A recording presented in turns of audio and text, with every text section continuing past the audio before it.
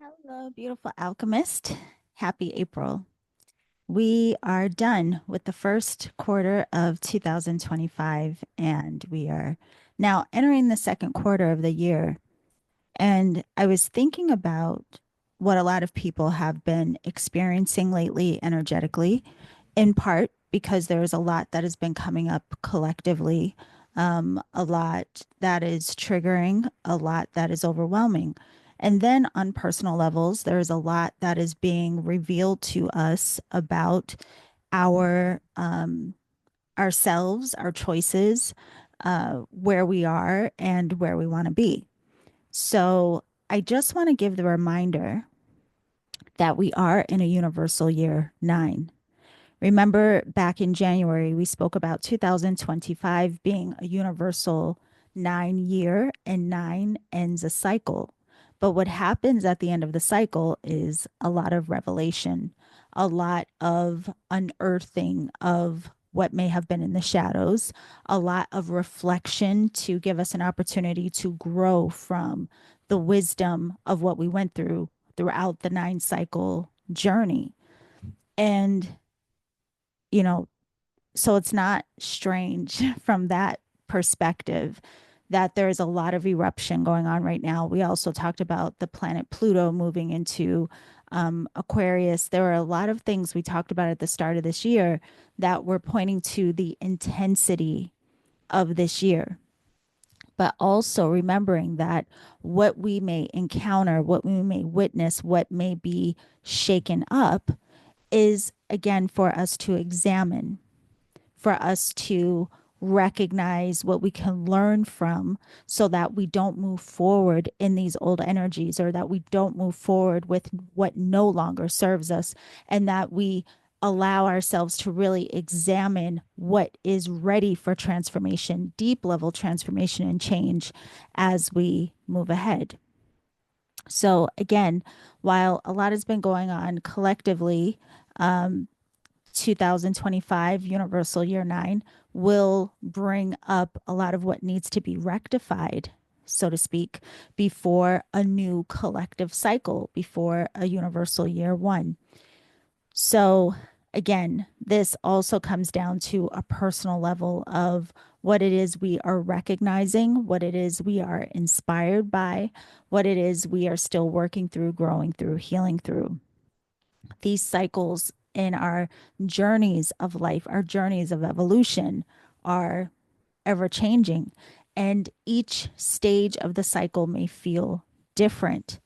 And that's okay. And that's what happens in the process of change. Sometimes there will be spaces that feel very inspiring, very forward movement, are very forward moving. We'll have periods in the cycle where we feel a sense of stuckness, where we need to reflect.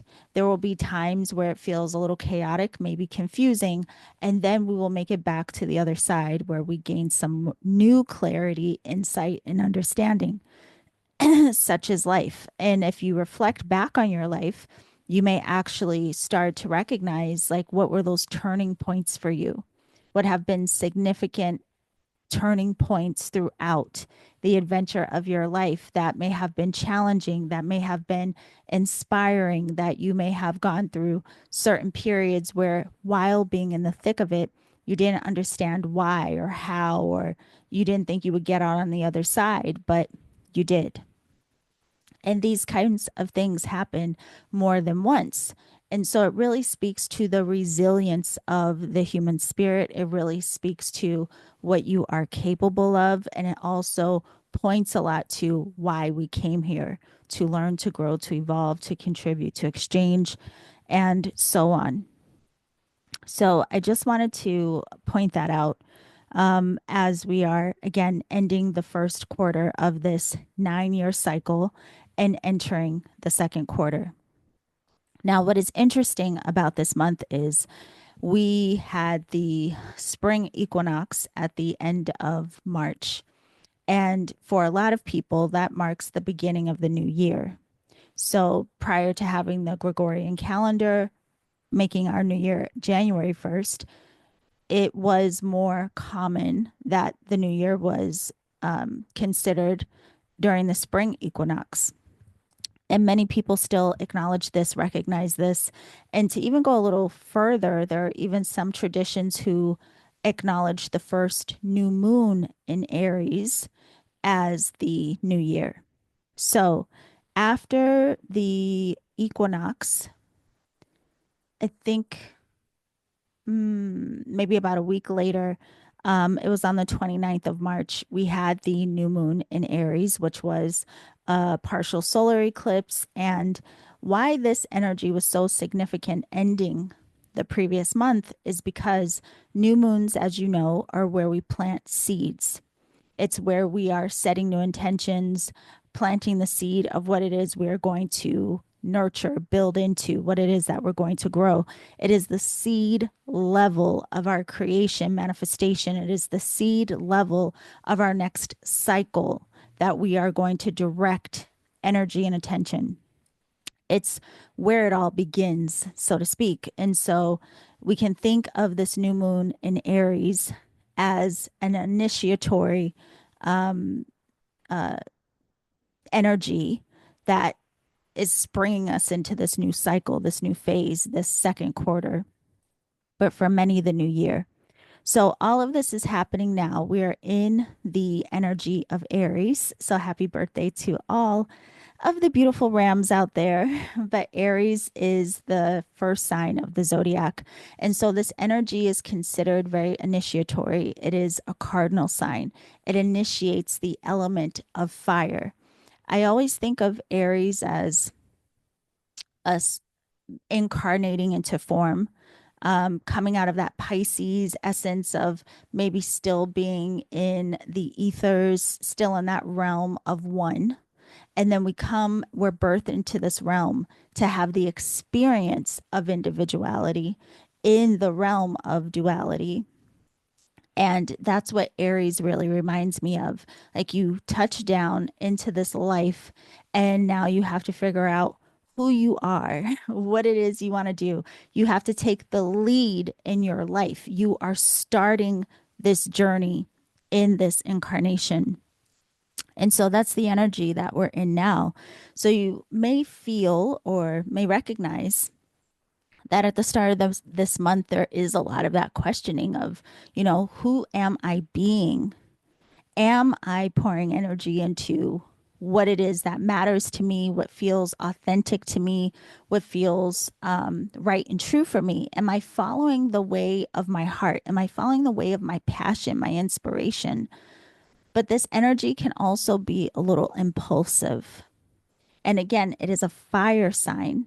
So we do want to make sure that in this energy that we don't solely act on impulse.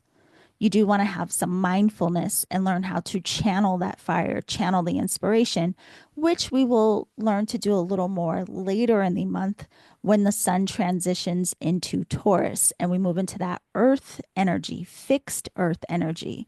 So we'll talk about Taurus a little later, but this energy is Aries season is quite fiery. So, when I was thinking about Aries season, it also came to mind the phrase when in Ram. You know how we say when in Rome? I was thinking about, I have a lot of Aries in my life. A lot of people that are very close to me in my life are Aries. And we are very different from each other. And sometimes I laugh about why. Why did I call of these Aries into my life? But I do admire our differences. And so I have learned a lot from the Aries that are in my life, the audacity that they have. I really appreciate the way that they champion others around them, but they also will say, toot their own horn when they believe that it deserves a little toot toot. However, they also are very hard on themselves. They want to be good at what they do. They want recognition for what they do. They want to be seen in a particular way. And again, this sign really brings up for us, this energy brings up for all of us our sense of identity, not just who we're being and if it's authentic to us, but also how others are identifying us. And so this kind of energy will bring up a lot of question. However, on the other side of the fence, it can also be very inspiring when you feel like you are aligned with, attuned with these inspirations of how you want to be, what you want to experience, what you want to do. And then again, it can become very impulsive. So, how do you best use this fire? How do you best work with this energy to serve your way forward? Now, remember, we just got out of Pisces season. And so there was a lot of, we'll say, exploration of the unconscious, the subconscious, a lot of peeling back the layers of what it is that we believe in or are connected to in deeper ways on a spiritual level, so to speak. Last month, we also had two planets going retrograde. We had a Mercury retrograde, we had Venus retrograde. So there was a lot of reflection on relationship energy. There was a lot of reflection on how we are communicating, how we are moving. A lot came up around travel last month. So now we're going to start to move forward as those energies come out of retrograde this month. But also, when in Ram, when in Aries season, how can you make the most of this energy of leadership? Where can you really make sure that you are not falling into the essence of dictatorship? Where can you use your inspiration and channel that fire in a way that really serves you rather than being too impulsive or ramming against things? There's a balance in all of these energies. There's a high and low in all of these energies. So, what does this season bring up for you? And before just acting on it, reflect on how is it serving you? Whatever's coming up, what is it revealing to you? So, use that audacity of Aries. Have that consideration of your self identity and how authentic you feel in terms of how you are showing up in the world. But also check your ego, check your impulse, be considerate before just going wild with things, and celebrate wins in this energy. Be a champion for others. Celebrate those in your life that you may admire, but also celebrate you. Acknowledge you. It's okay to acknowledge what you feel proud of or what you've feel that you've done well. And also in this energy, because it is still a universal year 9 and we're coming out of those retrogrades, do acknowledge the shadows. Acknowledge what comes up to be reflected on, to be understood in a new way. Okay? So the card of this month is the Architect from the Energetic Alchemist Oracle. Last month we had the Breathing Goddess. Now, the one thing about these two cards is they are a pair, they are partners, so to speak. And when you see them lined up together, you can see they both have this gold orb that is either coming into their hand or they're about to toss. You don't know who's sending it to who. It could be going back and forth. But this gold orb represents wisdom, it represents pure, true nature. Now, the breathing goddess last month was helping us to recognize our creative potential, our creative essence, really tuning into the seeds that we're planting as we move into spring and what it is that we want to nurture and grow, recognizing that we are creative beings and the nature of our minds is what really feeds or seeds that fertility of our being and our conscious creation and magnetism. Now, the partner, the architect, where we are this month, is reminding us to also have a clear plan of action with how we're going to move forward with things. Again, this energy is very much about leadership, how we are leading ourselves, and for some of you, how you may be leading others. I just, I think it was a week ago, time is all a blur, but I had the Reiki retreat for Shimpenden, which is Reiki master level, level 3. last month and it crossed over the equinox. But those one of the big things at discussion in that class was that this is about recognizing what it means to be a Shihan. So, in more traditional teachings within the system of Reiki, we're not called Reiki masters, but rather a Reiki Shihan, which means a good example. So, we really were exploring what that meant to be a good example, which far extends, just attuning other people or teaching Reiki classes. It's again this identification or this self re identification and recognizing that all of us, all humans, all beings are expressions of divine intelligence and are contributing to the collective experience, to the collective mind, just by nature of our existence. So, being a good example, what does that mean to you? How does that correlate with how you do show up? The nature of your thoughts, the nature of your emotions, the nature of your action, your word, your deed. How are you outside of your Reiki sessions? How do you treat people outside of your Reiki class? Are you kind just because you feel this grace of gratitude in your heart? So there's a lot that comes up in this season in general about identification. And if you have the Energetic Alchemist Oracle deck, I do recommend that you take out the Architect card, read the description of this card in your book, but also meditate on it. See what teachings come through for you intuitively about this card and journal for yourself. Gain some insight of how this energy can support you this month.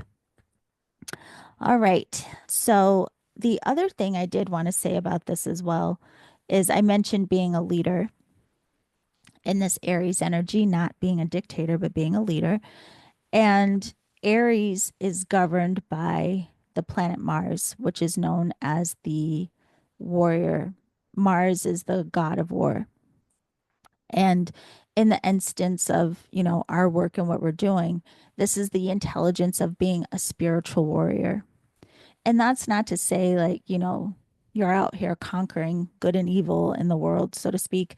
It's just very like the humility of the personal hero's journey, heroine's journey that we go through individually. It's our own personal relationship to dancing with our light and our shadow. It's the own personal experience and expression of trying to master thyself, to understand what it means to even have self mastery of mind, emotion, energy, body.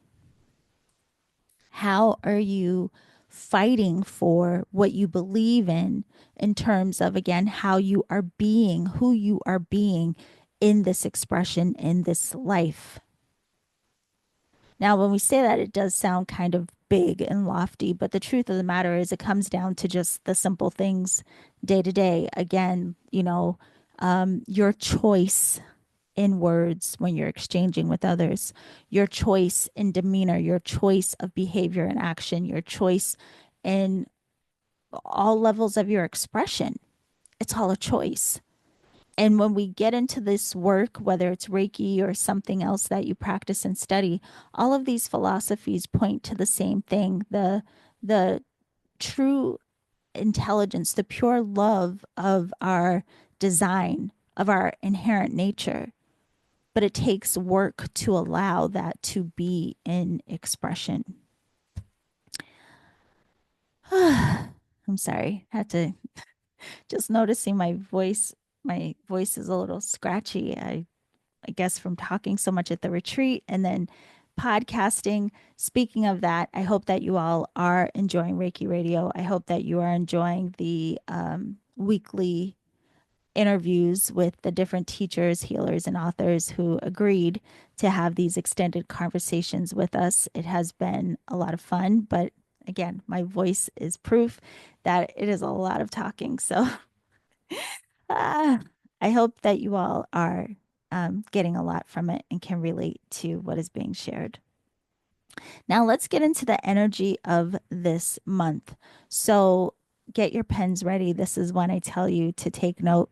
I do want to tell you one of the things that is starting at the very beginning of April is I am hosting an online class. I believe it's 5 weeks. It is called the Ultimate Healing Guide. I taught this class before, either last year or the year before, but the feedback was great. People had an amazing time. Practitioners just learning different techniques within the realm of energy work. And yeah, I don't, I we always have fun in the classes. That's all I can say to you. If you've never taken a class with me before, there's structure and we have different points that we focus on, but it's also very open in that I allow the classes to kind of be tailored towards who shows up live. And there's a lot of exchange and sharing and working together. And so, um, yeah, I think that's what adds to the richness and the fun of it all. But the Ultimate Healing Guide will start the first Wednesday of April. So if you want to join us for that class, be sure to register before registration closes. In fact, it starts on April 2nd. So you want to make sure to register no later than April 1st. And if you can't attend the classes live, of course, you have access to the recordings. All right. So, what is going on with us in the energy of April 2025? The first date that I want you to mark down is April 7th.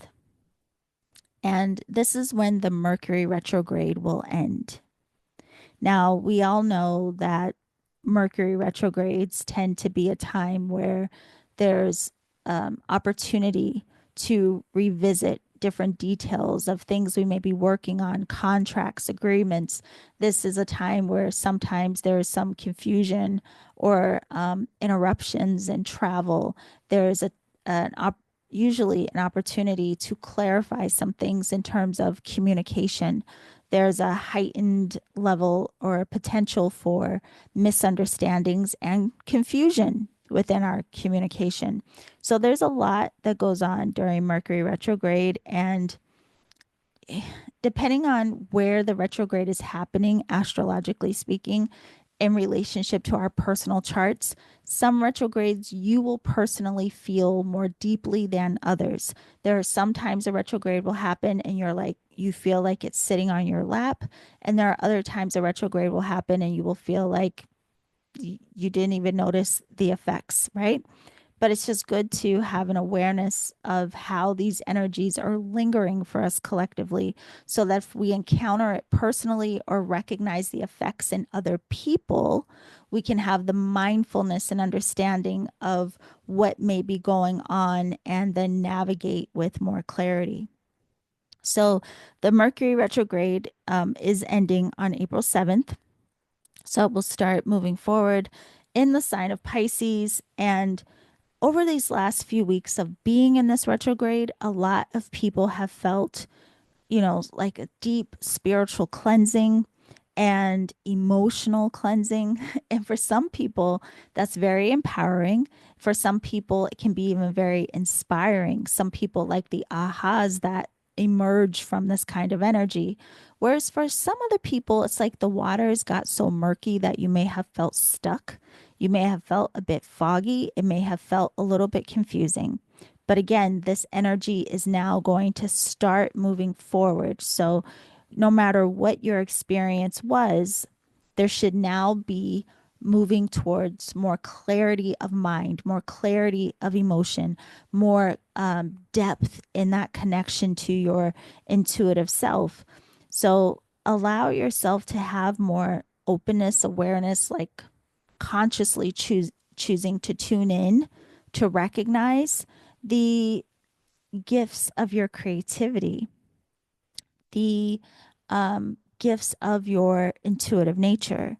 Allow yourself to consciously kind of play with what does it mean to be one with all there is while still maintaining your boundary, your choice, being in your own authority and sovereignty. It's a beautiful energy of mind and consciousness with Mercury in Pisces. It can feel very creative. It can feel very ethereal in a lot of ways. So, if nothing else, pause and tune in to the intuitive realm, unlocking the magic, the gifts of your mind, um, acknowledging even what you may be can use as a tool or an opportunity for growth and what you did recognize in the last few weeks. And instead of being attached to whatever may have come up for you, whatever may have come into your awareness, just observe it neutrally, which is to say, like, notice it without judgment and instead be curious. Be curious about what you have encountered in these last few weeks and now how you can move forward with higher understanding. So that is good news. Everyone loves to hear when Mercury is going direct, but there are gifts in the retrograde as well. So the next date that we want to mark is April 12th. This is the first queen of the month, and I call the full moon the queen of the month. Now, what happens during the full moon is the sun and the moon are in opposing signs. So the sun will still be in Aries, that fiery leader, very self kind of focused energy, right? So that energy has a lot to do with self identification, how we assert ourselves. It has to do with a lot of who you are being. Now, the moon, when the it's full, is in the opposite sign, and so the moon is going to be full in the sign of Libra. Now, where Aries is concerned with self identity and self assertion, Libra on the other side gives us this consideration of the other. So, how am I in relationship to others? So, during this full moon, we have this beautiful axis of how do I want to be in the essence, the intelligence of relationship, not just romantic, but partnership, collaboration, and yes, romantic as well. How do I want to be in that exchange? How I am relating to others and how others are relating to me, but also with that sun in Aries, not losing myself in the process. So, how do you do this dance of honoring what may feel right and true for you, while also being willing to compromise and have consideration for what is being brought to the table by others? So there's a beautiful gift of learning and understanding between Aries and Libra on that axis of I and we. And where's the middle ground? How do we harmonize these energies? Now, with the full moon, we also recognize that we are full of something, right? Something is being illuminated, something has come full circle. And again, with it being in Libra, this very well could be illuminating the essence, the quality of relationships. So you do want to consider balance and fairness within any type of relationship, any type of collaboration. This energy will illuminate how we are being in that gift of exchange. So during this full moon, you could consciously allow yourself to reflect on how are you being? What is the nature of your relationships? And is there any need to be a little bit more firm in your position, or is there a need to be a bit more flexible and willing to compromise? Okay. All of these energies give us opportunity to learn and grow. Now, the other thing that will happen on this full moon is that Venus retrograde is going to end. So, over the last 6 weeks, again, this is a great time to look at what did you learn in the last month or so about relationship energy. With Venus in retrograde, there may have been some old connections that came back around. You may have even if you didn't get a phone call or run into anyone from your past, perhaps you just had reflections about the past or dreams about the past, something that came up to bring into your awareness some energy that you have an opportunity to understand differently. Perhaps you had an opportunity to correct, to heal, to forgive, to understand something differently as it comes to relationships and your desires. Now, on the lens of desires, sometimes we want certain things so badly for so long, and then we start to shift and change. And then maybe what we wanted so bad, we don't necessarily want anymore. And there's usually a bit of a dance, a tug and war around that as well, because we get so fixated on what we thought we wanted that it starts to turn into we believe we're supposed to want it, but maybe we don't. So, what came up for you in that retrograde, in the Venus retrograde in the last couple of weeks? Now, with this energy moving forward, you can take that wisdom to allow that essence of your love, connection, partnerships, relationships, your magnetism.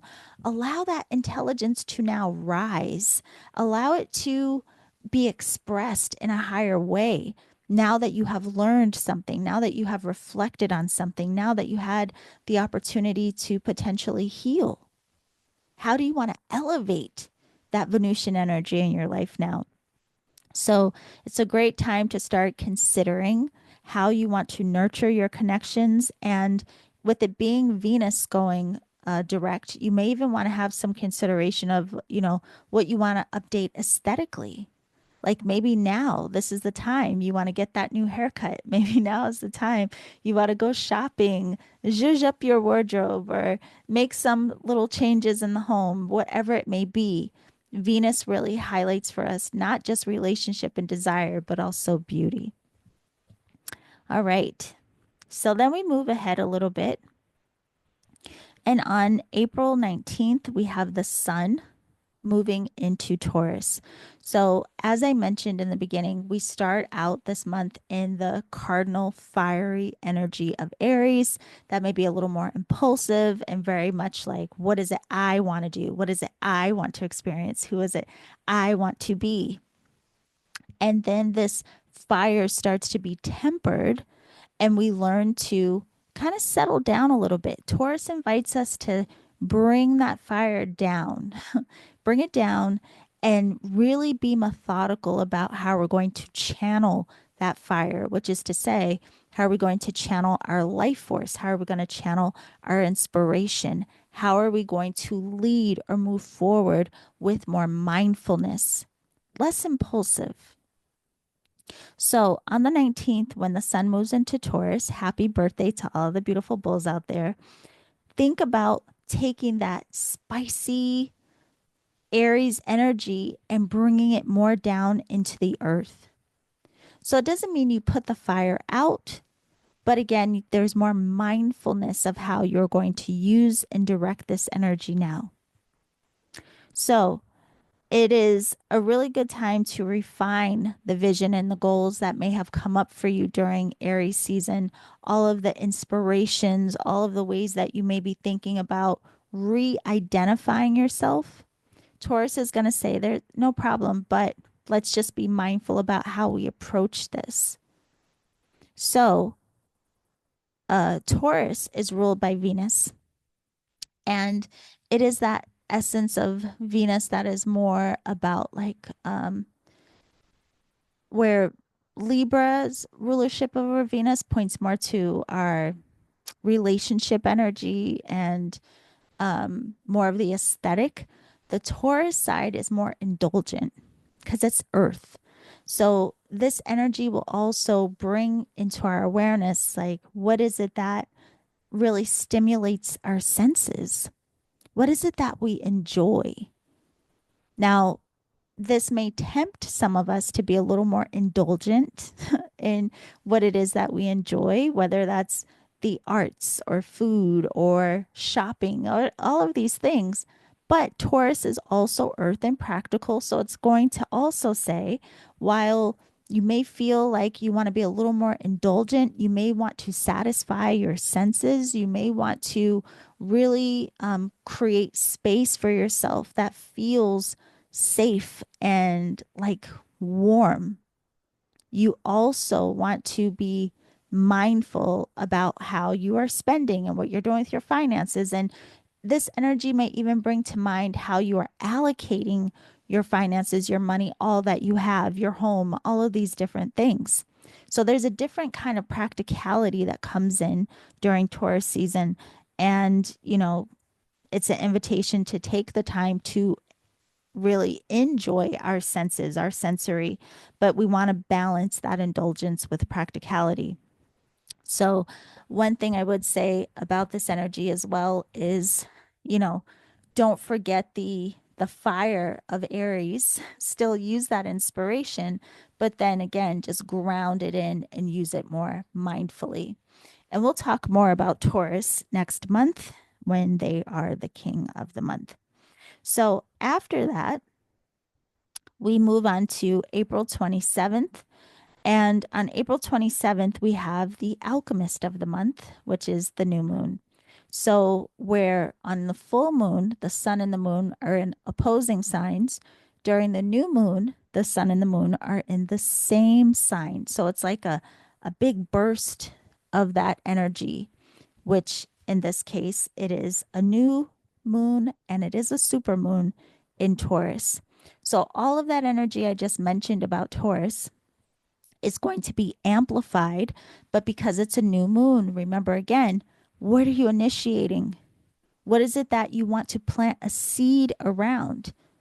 This new moon is like an invitation to plant new seeds, to have consideration around exactly what I said a moment ago, our finances, what it is that we desire, what it is that the comforts, what brings us comfort, what are our plans for moving ahead, extending that Aries energy, even of how you are re-identifying, how are you going to move forward in that.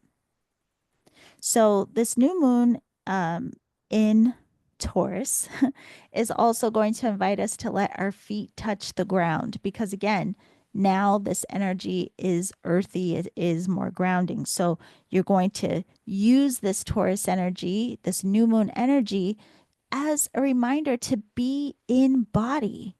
Be aware of how you are experiencing this life. Be aware of, all of your senses, all of your sensory.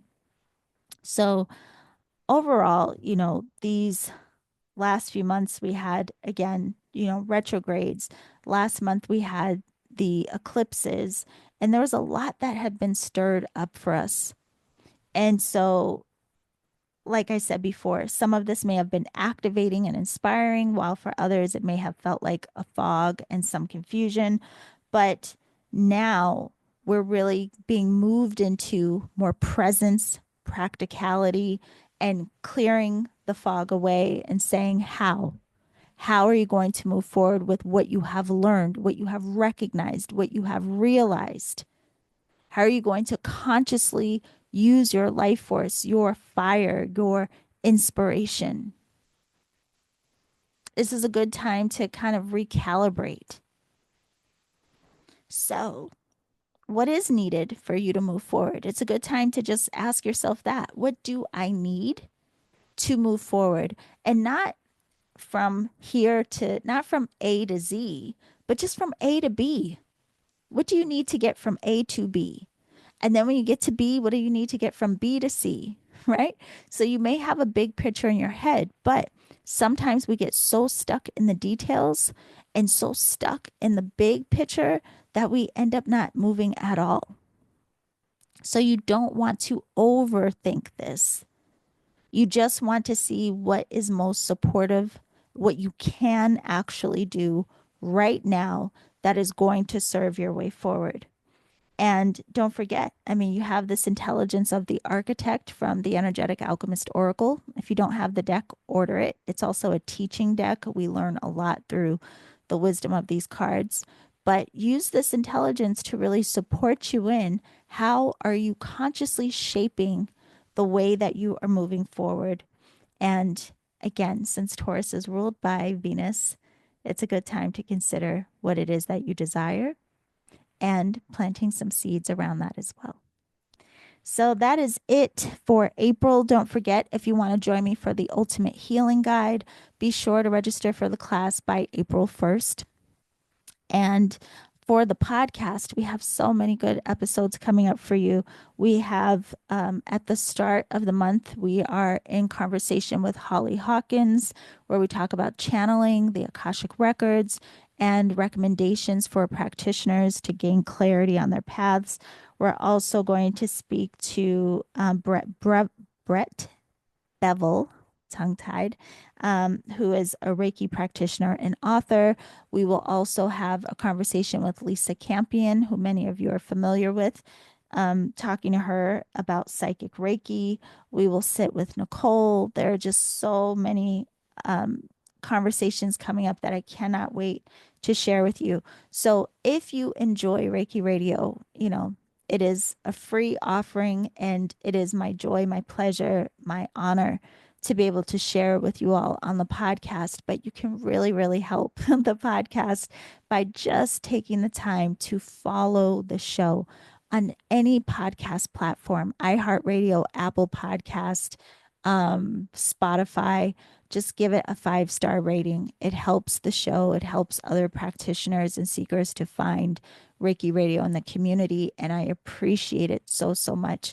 I also want to thank those of you who have followed the YouTube channel, where I post the video versions of the interviews.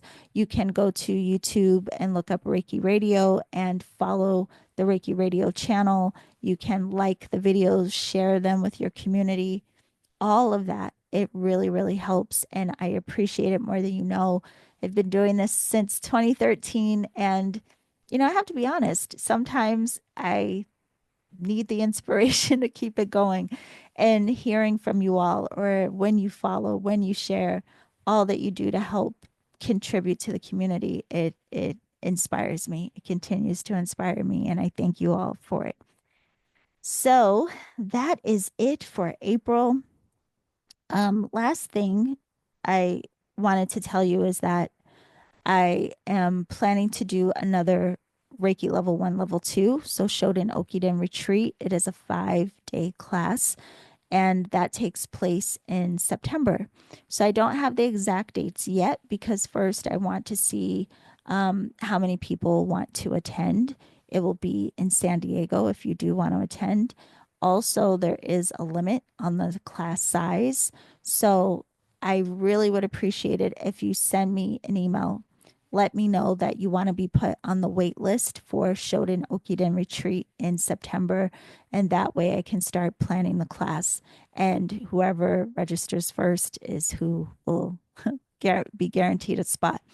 But go to my website, theenergeticalchemist.com, read the details of my Shoden Okiden retreat, see if it feels like a yes for you. And if so, then send me an email and let me know that you would want to be on the wait list. And then I will let you know when registration opens. Okay. So I hope that you all have a beautiful April. Don't forget, in this energy, especially Universal Year 9, we will go through some bit of tug of wars, the old way of being, the old way of doing and understanding things versus the options for new that we are being presented with now. Okay? So be kind to yourself in the process. I will see you all very soon. Bye for now.